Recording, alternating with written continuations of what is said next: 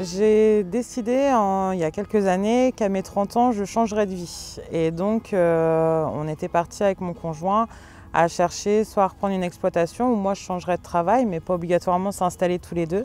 Et quand on est arrivé à visiter des fermes, et surtout sur celle-là, moi j'avais le projet de m'installer, de faire des poules pondeuses. Et donc on est partis tous les deux dans l'aventure, quoi. On en a visité beaucoup de fermes. On a été un peu partout dans le quart nord de la France. Et quand on est arrivé ici, déjà on aimait beaucoup le coin pour partir en week-end, pour se promener. C'est le cadre qui ressemblait un peu en fait à une autre exploitation que je venais entre deux dans mon ancienne vie. En fait, quand j'étais salarié agricole, j'avais un patron qui avait une exploitation en Sologne. Et le cadre est à peu près identique. C'est un peu le même paysage. Donc quand on a visité l'Indre et surtout la Brenne, le cadre me plaisait. Donc c'est un peu un coup de cœur, quoi. Alors quand on a créé notre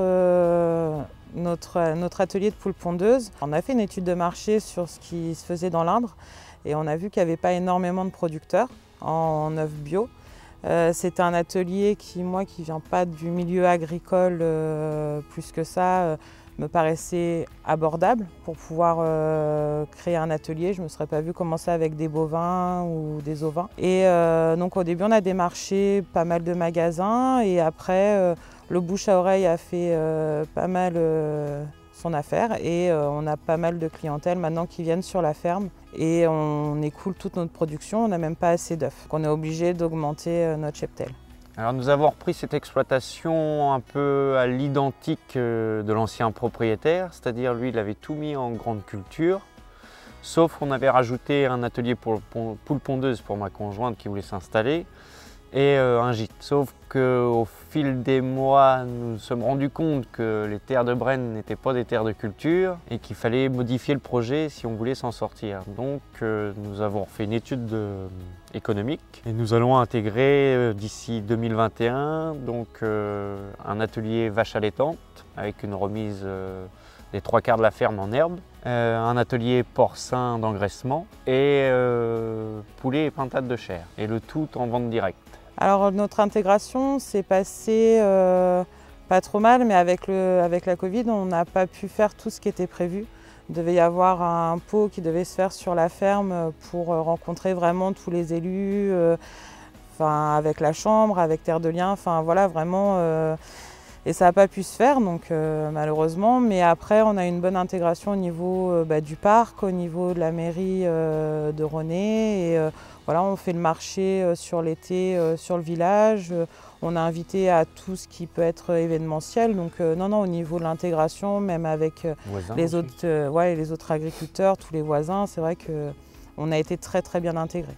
L'accompagnement de la Chambre d'agriculture a été important parce qu'on n'est pas de la région. Donc c'est vrai que ça nous a beaucoup aidés et ils ont réussi à nous faire des programmes de formation, des programmes de rendez-vous assez groupés pour qu'on puisse éviter les allers-retours tout le temps et nous faire aussi connaître des gens sur le territoire et nous aider aussi à connaître un peu les terres, l'environnement. Ça a été très important que la Chambre nous accompagne.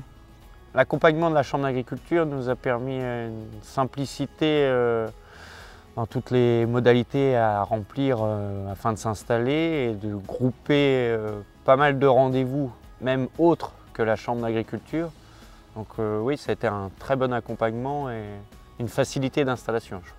Pour organiser nos mises en relation, donc nous avons un certain nombre d'informations concernant nos candidats et puis des offres claires pour les cédants. Et donc nous réalisons un système de matchage, c'est-à-dire que selon la zone géographique recherchée, la production et puis d'autres critères, en fait, on va proposer les offres d'exploitation aux candidats inscrits au répertoire.